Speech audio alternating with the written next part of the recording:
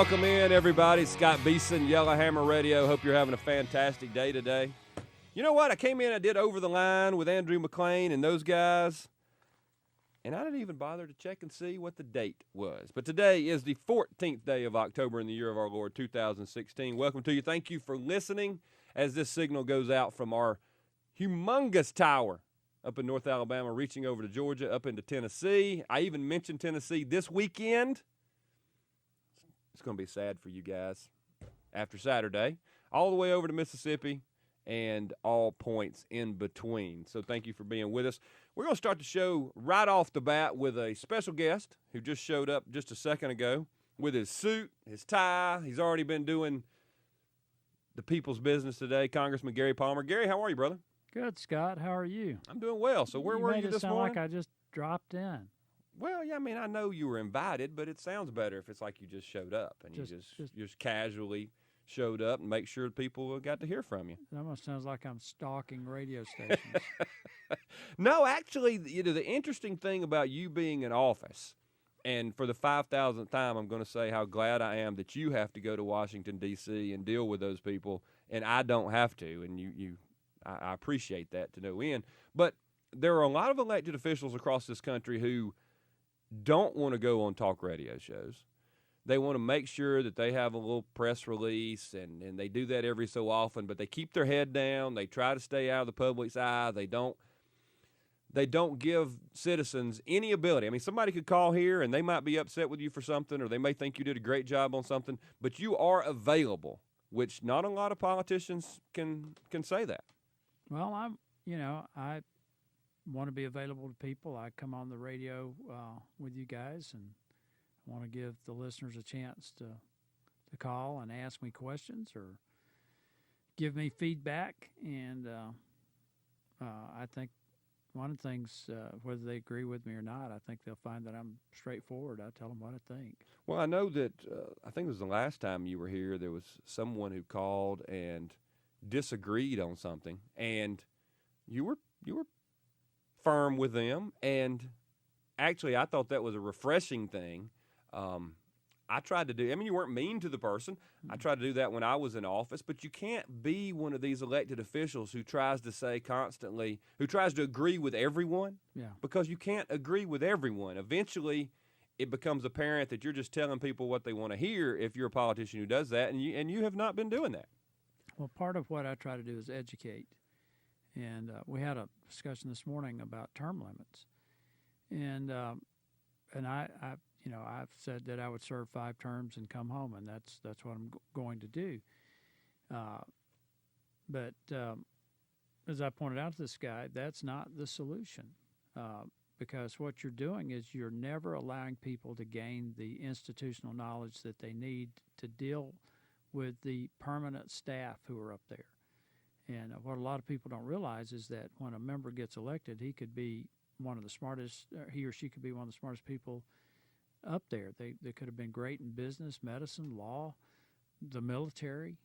We've got former members of the clergy up there. They're all very, very bright people, but they've been very successful in something else. And then they step out of that profession and go into Congress, and it's like nothing they've ever been involved in before.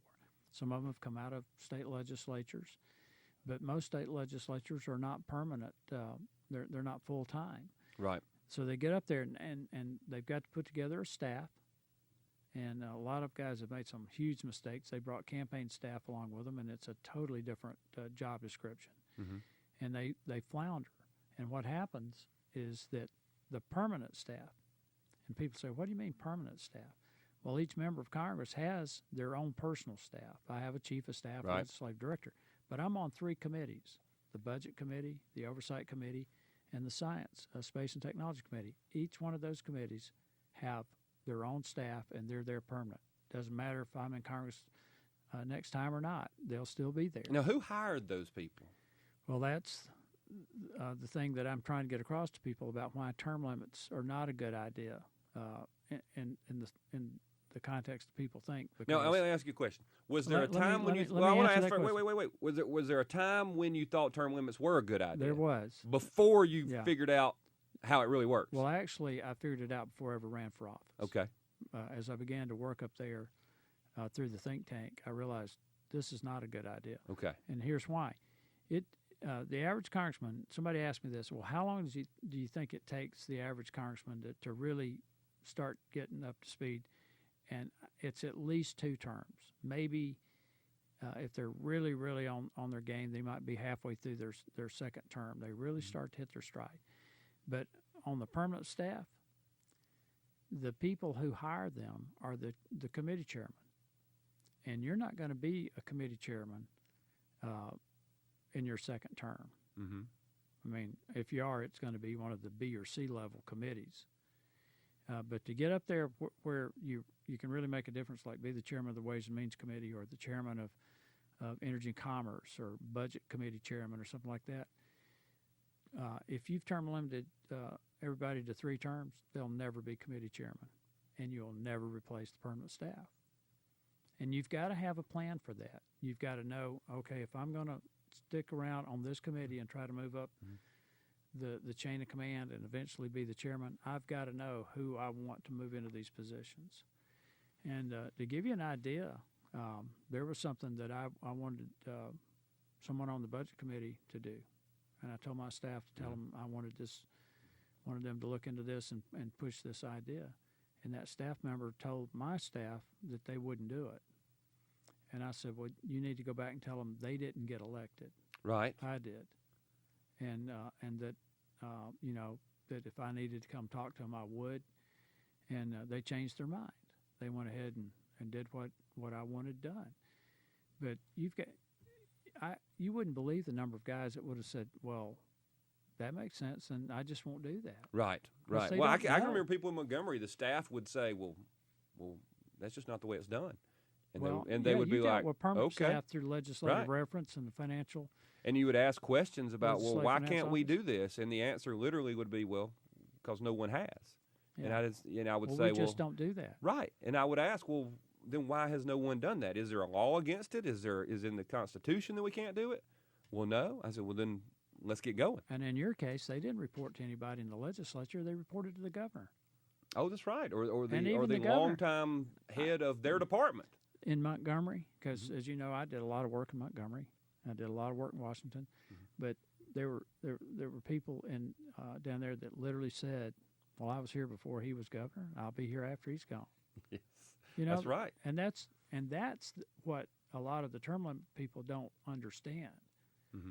Is that these committee staff will sit there with their little hands folded looking at you, and they don't say it, but they're sitting there thinking, I was here before he got here. I'll be here when he's gone. That's right. And people, because I've kind of been on both sides of this thing, because I understand the feeling of, look, we got to dig out some of the ticks. I mean, they are burrowed in, and they need to be gotten out. But we also need to have the conversation about, is it actually going to work? Because one of the things that you have to think about is, if you have somebody who's fully doing what some special interest group tells them to do, let's say they're totally in the pocket of Planned Parenthood, and Planned Parenthood uses all their resources and their people to get this congressman elected. Do you really think, I'm not asking you, but hypothetically, do you really think if you get rid of Congressman A, who was a lapdog for this special interest group, that special interest group doesn't have a very good chance, if they were able to get that person elected, of replacing them with someone just like them? The hard person to replace is the strict constitutionalist, original intent guy who believes in right and wrong and wants to do what's best for the country. Those guys are harder to find than just the lapdogs who will do what people tell them. Well, one of the guys said, well, doesn't your ideas apply to the private sector with people who've been there for years? And I said, well, it's not exactly. I mean, I was on the football team at Alabama, and I'm very thankful that there weren't term limits for Bear Bryant. Right. Well, the market decides whether or not you've been doing a good job also. 2 examples that I used to use with people, just saying, look, I think I support it, but you've got to realize what I've seen. I had a very good friend who was head over the Senate in Oklahoma, and they had this huge Republican wave. Republicans took over. Part of the reason they took over was because they were for term limits. Mm-hmm. Same thing happened in Florida. So the conservatives get in there and they say, you know what? we're going to have term limits, and we're going to fix as many problems as we can. And then all those conservatives, who I think would be people like you and me, term limited themselves out, and then all of a sudden they were left with people who just wanted to be a legislator. Well, And they were right back in the same problems they were before, but the good guys sent themselves home. for the record, if I'm reelected, I will serve 5 terms, and I'm coming home. 5 terms in the House, that's what I said. That's long enough to be punished, 10 years. That's a pretty long prison term in Washington, Can I ask D.C. this? Yeah. Why settle on 5 terms? And the reason I ask this, because I've always said this, senators serve 6-year terms in Washington, D.C. Why wouldn't you then try to serve what would be the equivalent of 2 senatorial terms, as Well, opposed to doing 10 years like you're talking about? I think that's really what it ought to be. But there's 2 reasons, and I'm always absolutely candid about it.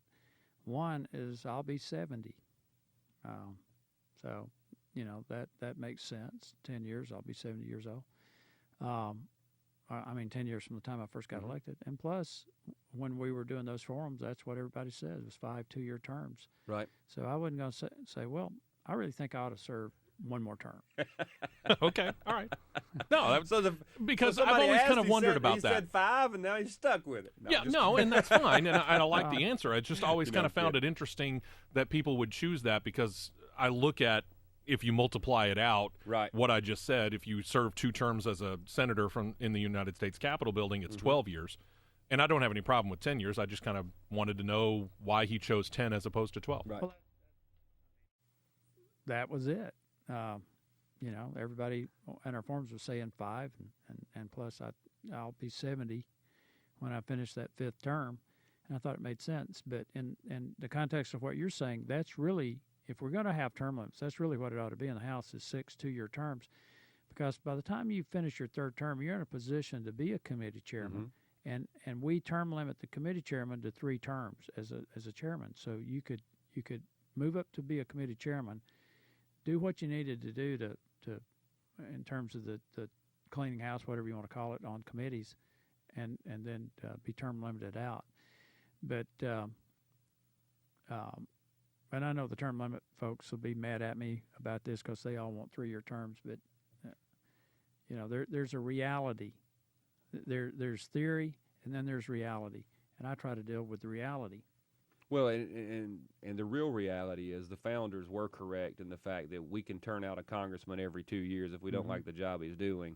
And unfortunately, as a people in this country, we are getting the government that we elected, that we chose. I don't think the founders foresaw, though, a media machine like we've got right now. Well, that's true. We're going to talk about that right after this break. Stick with us. Scott Beason, Yellowhammer Radio, with Congressman Gary Palmer. This is Yellowhammer Radio. So, Congressman, we were talking a little bit about the press offline, and you were saying, well, actually before the break, you were saying that the founders never could have envisioned the press that we have today. The press, to me, seems like they have decided that they are the kingmakers, and they probably have always thought that, but it really does seem like a different environment today. You look at what's going on in the national media. I think Bill O'Reilly announced a couple of days ago that he's launched an investigation into the national media organizations, because apparently someone within those organizations informed him that they had been told if they said anything positive about Trump, they'd be fired. And you look at what happened with this audio video on Trump, that NBC knew about it back in August, but they waited till 48 hours before the debate to drop that. Apparently, the New York Times allowed Hillary to edit the interview. Nobody's ever given me that opportunity. Well, if you were more liberal, they might do she that. may have been given information about the questions that were going to be asked, and one of the debates, I think the debate was with Bernie Sanders, Right. or the other Democrat candidates, and it is absolutely frightening when you've got people out there in the media that are working for someone like Hillary and the consequences that has to our government, to our liberty. And I've been telling people every chance I get, we are losing liberty by the minute. Absolutely. And a lot of people will think that it is the national media. It's only the national media, the big cable channels, the New York Times, and those kinds of people. And a lot of the press that I experienced during my time in politics, they will just go out and say whatever they want to say. If you're able to catch them in it or put pressure in them for, let's say, lying or misrepresenting the truth, they might do a retraction that shows up on page 50 back when there were 50 pages in the old newspapers, and then pretend like they actually, did the right thing. I mean, I know earlier this week there was some news that came out of the old newspaper establishment in Alabama that said that you and Congressman Mo Brooks and his folks are also in our listening area had both basically thrown Donald Trump under the bus and said you weren't going to vote for him. Is that accurate? Is that what they reported? Well, no, they didn't say that. Basically, what they did was they had a headline and then a subheadline that indicated that Martha Roby and I were not voting for Trump, not supporting Trump.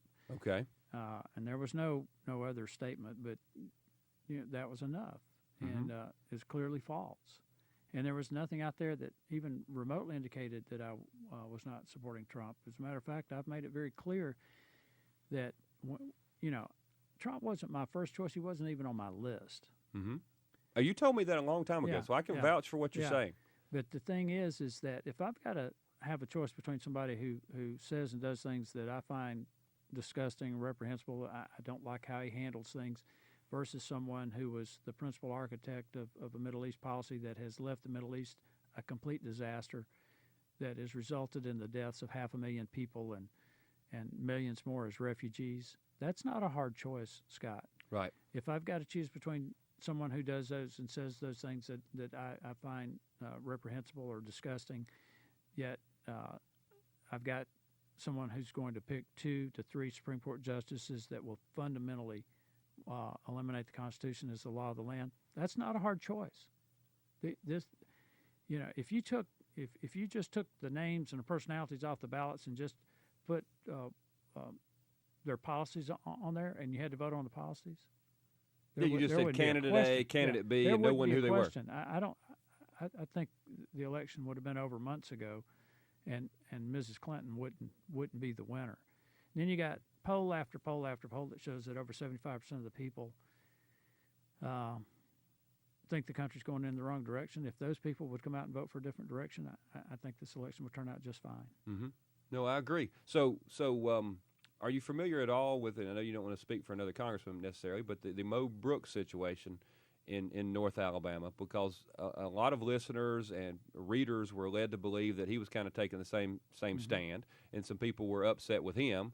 But he has not said that he is not supporting Donald Trump either, has he? He has said that he's going to support the ticket. He's going to vote for Trump. Mm-hmm. But the same company owns the Huntsville Times, the Birmingham News, Mobile Press Register, and AL.com. And they not only got it wrong with me, they got it wrong with Mo the same day.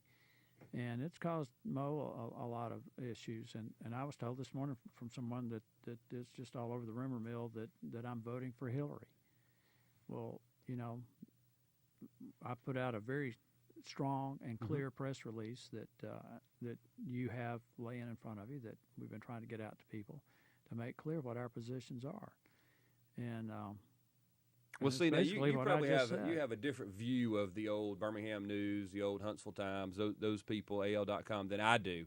I'm the one who infamously or famously said way back when they had to cut down their number of publications during the week. I don't even know how many they do now, 3 or 4, whatever, but it was like I said 3 down, 4 to go. Because I personally believe they are not only left-leaning, but they sometimes make quote-unquote mistakes that I don't believe are mistakes, and they like to cause, especially conservatives, problems. And it doesn't surprise me at all that they messed that up. I mean, if anybody who knows you or Congressman Brooks had thought about it at all, they would have known that you would have the argument that you have. That, look, if you compare someone who could easily be called a cad to someone whose policies have been disasters for the United States and around the world, that is not a hard decision. But for them to go with a headline that makes people believe something that's not true, in my opinion, my kids still get in trouble for half-truths. Half-truths are usually still whole lies. And they need to go over and beyond to make sure that their readership understands that they put out the false information. Hey, we're going to take a hard break.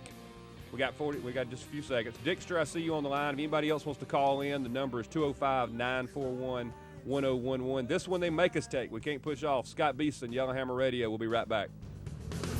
Sing the same things for the new fight. Did you forget? I give it my best, but only want the worst.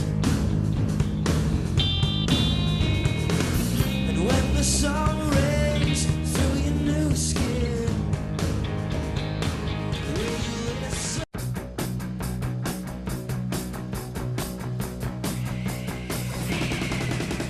Can't stay at home, can't stay in school. Old folks say you're pulling a fool. Stay on the streets, I'm the girl next Dadgummit, Steve, how are we supposed to talk about deer hunting if the show keeps starting all the time? What? Do you have a problem? Well, I'm trying to get stuff done over here. You keep Okay. telling What would I you like gotta me to do to this help show. you assist? How can I assist you in this? I don't know, but I like the way that sounds. How can I assist you, sir? You haven't been addressing me as His Majesty either. That's my I'm pronoun. sorry, that would be Your Eminence. Your Eminence. That's the pronoun I have chosen to call myself. We had a caller that wanted to ask the congressman. I know the caller had to let go because he didn't have time. What was the? Do you have a question? It was actually Jennifer from Nebraska who used to live here in Alabama, and she was listening during our conversation back and forth about term limits and everything. She said he just explained it perfectly and laid it down in such a clear and concise manner. She was just calling basically to thank him very much for putting that out there in a way that everybody understood. Give Thank him you, Jennifer. Give I'm him the sorry big head. we Tell her didn't no get the more call. callers from Nebraska. Sheesh. Nah, we want all the callers from Nebraska. Let's take some of these. Let's go to Dixter. Hey, Dixter, welcome to the program, brother. Good afternoon. Is it not a beautiful day out there? It We is need some rain. fantastic. We can't plant our fields until it rains. We can have everything the way we want. That's right.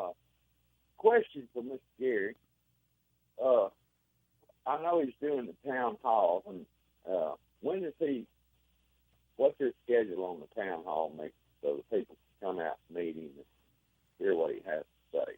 I left my list. Let me see if I can pull it up on my phone. But the next one's in Kimberly, and I can't remember. I know it's next week, and then on the 24th, I'm in Pelham at 7 o'clock at the high school. Okay, tell him high school. Yes, sir.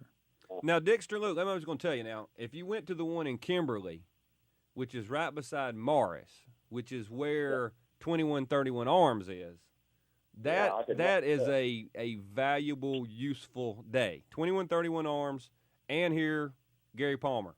It's not bad. That's what I call the double club. That's exactly right, man. That's Well, two birds with I one might stone. have to visit that fine establishment while I'm up there.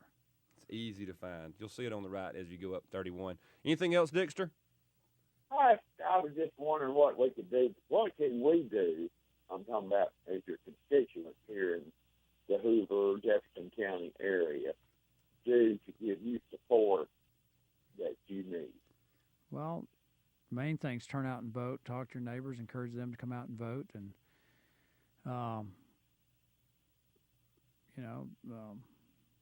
let people know if you think I'm doing a good job. Let them know about that. Encourage them to come to the town halls because I'm happy to meet with people, talk to them, and answer their questions. And I encourage people to call when I'm on the radio, like you have.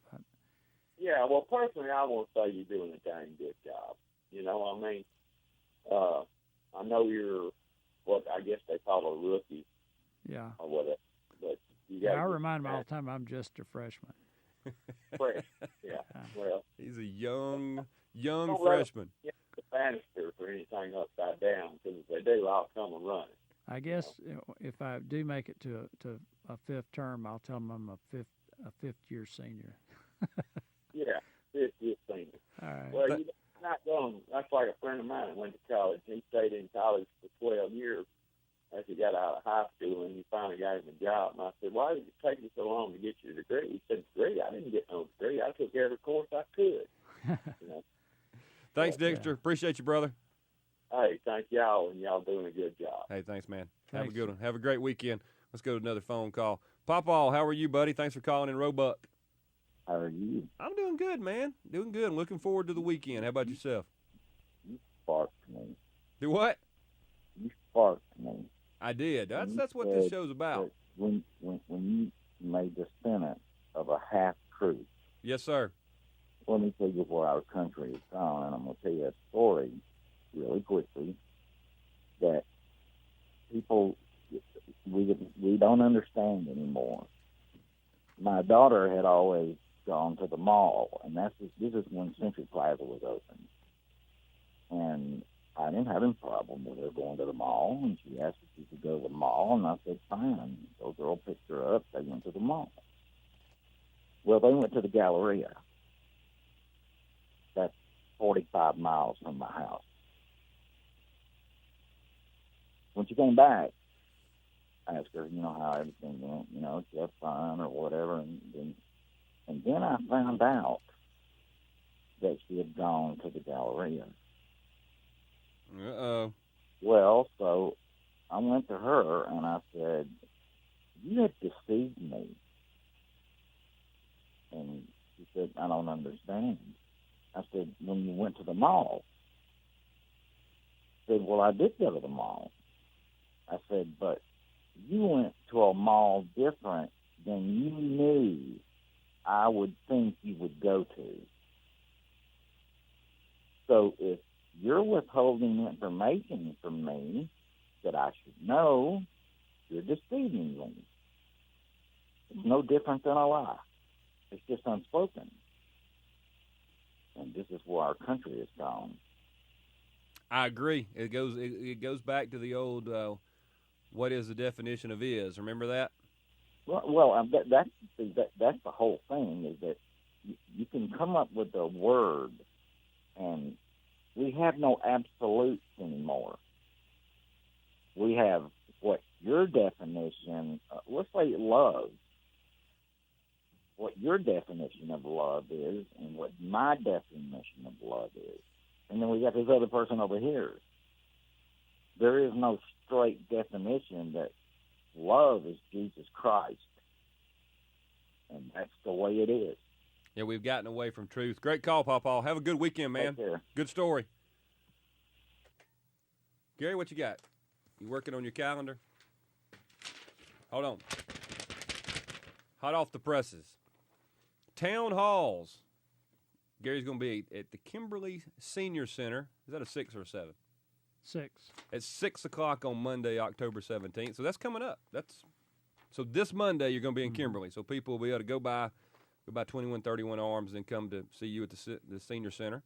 On the next Monday, Pelham High School, October 24th at 7 p.m. And then the day after that, Tuesday on October 25th, out in Graysville at the Public Library at 6:30 p.m. Now, is there a website or somewhere? I don't know. I don't know if you have that. I don't know how that works in Congress, where people can go and look to see where you're going to be the next time. It should be on my congressional website, the town hall list, and I just realized I messed up the press release on my support for Trump. That's all right. I don't ever Y'all can print I out don't ever another read one. these things. You can afford the paper. Yeah, exactly. On your website, they'll be able to find that. Let me ask you, I guess every time you come visit, I ask you, how do you think this election's going to go? I have no clue.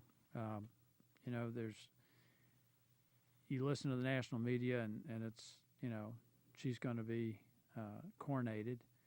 But I talked to people out in the field and other folks who are inside, and they say, as Lee Corso would say, not so fast, my friend.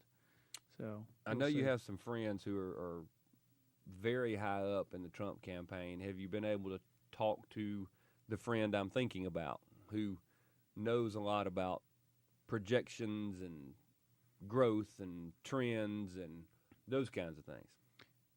We've had some conversations, but really not about that. It's more about messaging, Mm-hmm. and but not about any internal polling.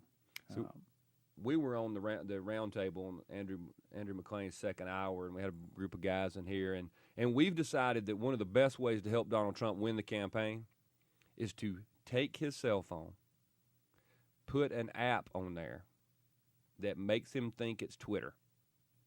And he can just write whatever he wants to write, and he can send, and it can say posted, but it actually goes nowhere.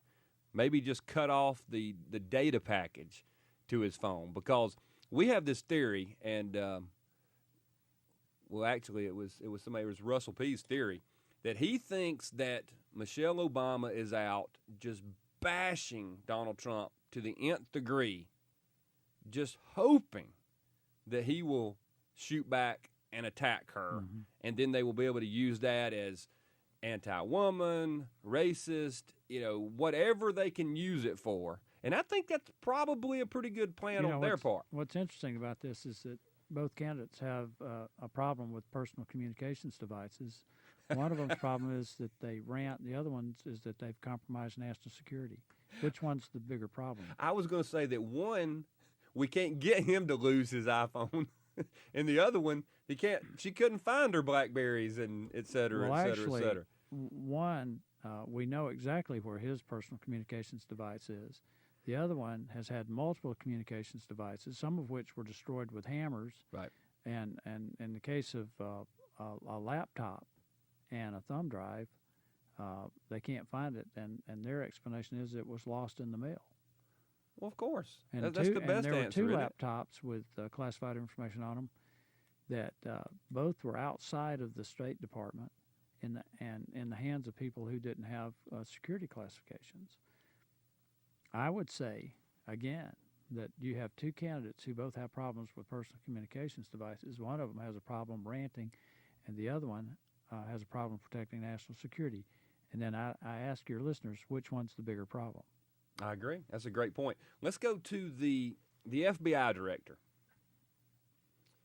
Not going to malign his character in any way, but I was bothered by the fact that people surrounding Hillary Rodham Clinton were given immunity deals, and you give people immunity so that they're immune from something. Mm-hmm. We won't prosecute you. Usually that comes with a if you help us get the bigger fish. At least that's my understanding in my small little world of knowing about prosecution. Director Comey testified to that. It's so that you can move up the ladder to get the one at the top. So did the FBI help destroy information that could have been used in the investigation? I think that the immunity agreements have helped the Clinton protect herself from evidence being turned over. I don't know if you saw it, but Fox News a few days ago reported that senior investigators within the FBI said that a majority wanted to pursue charges, and that it was Comey's decision not to, that it wasn't the decision of the investigators, it was Comey's decision. And frankly, I don't think it was Comey's decision. I think it was the Justice Department, maybe even the White House, that directed him to do what he did. And the thing about the two laptops, we didn't find that out until the last week we were up there before we recessed for everybody to go campaign. Mm-hmm. I mean, he did. I wish I could have said, did you not know this back in June when you were before the Oversight Committee? Well, you got to think that he did know. Comey has been given a tremendous amount of credit for having this great character, et cetera, but there's no doubt in my mind that, well, say the White House told him, look, you got to go out and say nothing to see here, we're not going to prosecute. Say Loretta Lynch from the Justice Department told him that. Does he still not have the ability as the FBI director to say, hey, y'all do what you want, but we recommend prosecution? They could have. He could have recommended that they impanel a grand jury. He could have recommended that charges be filed, but they didn't. And what's happened here, and this is something that everybody across the country needs to understand, that one of the most respected, highly reputable law enforcement agencies in the history of the world's reputation has now been incredibly tarnished. We now have a Justice Department that we know is not pursuing justice, that there is a double standard. I mean, there's no question that crimes were committed. It's a crime to withhold evidence in an investigation. It's a crime to destroy evidence.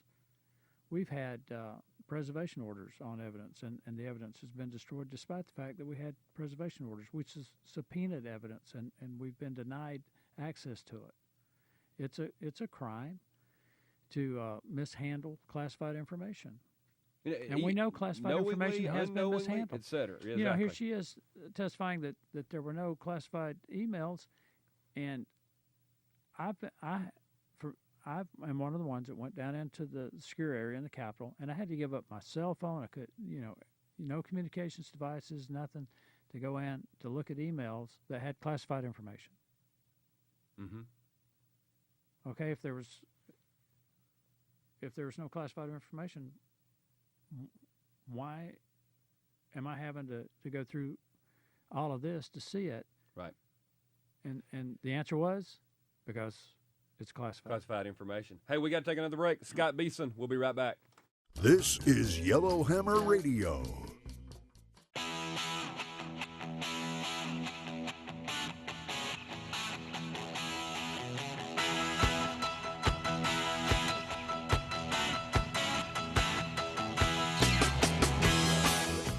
Welcome back in, Scott Beason.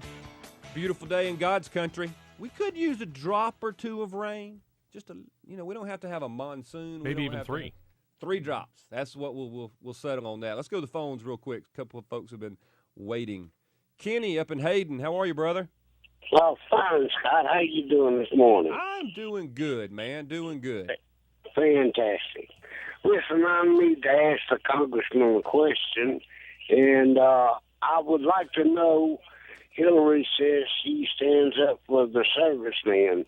Well, how come she didn't help that one that was in Mexico for over a year and begging for somebody to come down and help him, and she didn't do not one thing? Well, it's because she doesn't stand up for the servicemen. I mean, That's she right. left 4 Americans to die in Benghazi. And as I pointed out, we had a discussion about this in Congress and in one of our meetings, and I told him, I said, let me tell you something. If she had been in that compound, we could have heard her screaming and cussing at the White House all the way up on our end of Pennsylvania Avenue, and they would have been in the air, landing troops there to get her out. But she wasn't the one getting shot at. It was somebody else. And she left them there. Yeah, that's a good point. I never thought about the fact that if she had been there, the United States government would have moved heaven and earth There wouldn't have been to go any save her question. sorry backside. That's right. But since it's just a normal American and just an ambassador, let them fry. And a handful of SEALs fighting for their lives. That's they didn't even best have way to I've be heard it. there. So Unbelievable. Well, see, I don't have this cable or radar or satellite, and I just get the regular stations. So that means you around don't get town any here. national news. That just means you don't get any national news. The local news around here is good. Yeah. But the national news is basically a propaganda machine for the Clinton campaign. Well, that's what I'm trying That's to going to say. get me in trouble. That's all right. It's telling the truth.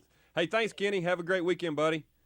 Thank you much. I'll talk to you later. You keep them straight up in Hayden, man. Thank you. Let's go to David.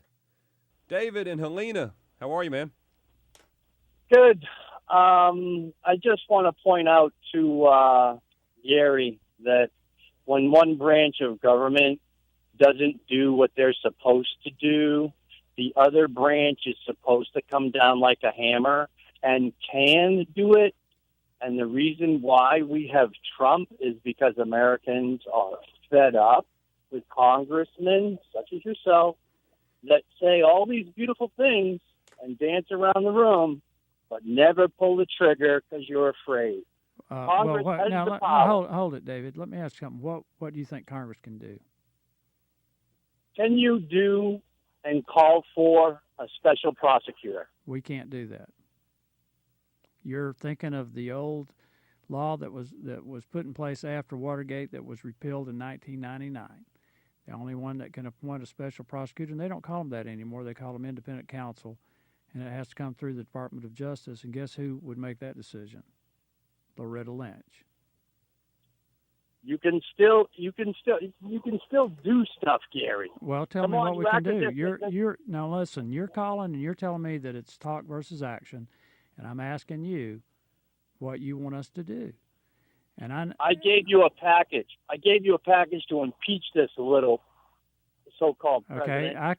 Okay, David. Now listen. I could file articles of impeachment, and within 5 minutes there'd be a motion to table it. And so, what good does that do? It doesn't matter. And then it takes 67 votes in the Senate. No, you just want.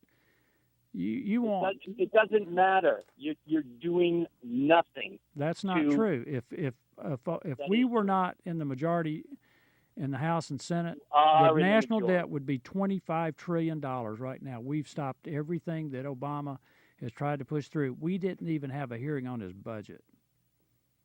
So, let me tell you something. When McConnell says, "Oh, we're not going to do the budget," and he has an $800 million bridge that he's building, and he abstains and abstains, and then comes out with $3 billion to his state, and then he signs off on it. That is what we're tired of. You might be running around and trying to do things, but at the end of the day, you always say you fall short. You have the majority. You don't play like the Democrats play, and they play dirty, and you guys want to play nice. And if you don't understand that you're not in a playground, they throw mud in your eyes and they'll hit you with a stick, and you just want to play marbles, wake up and smell the coffee, because that's where America is, because you guys have not pushed back in any way, shape, or form. You're misinformed. Hey, thanks, David. I appreciate it. Now, I understand the frustration there, but I do believe there are people, especially in the Patriot caucus. He's advocating that we violate the Constitution. He's advocating that we act like Democrats. I'm not going to do that. We've got to follow the law, and we're a lawless nation. Well, and I have these people that call in and say, "Well, you're not doing anything." We got to send help. Yeah, if we had more people trying to do the right thing, we'd be able to get there. But Gary Palmer is not the Speaker of the U.S. House. I think if we had in the Senate. Different leadership, some places, we could do some of these things. I mean, I know how it is to be in the minority, even when your party's in the majority. Hey, we'll be right back. First half is down. Thanks, Congressman.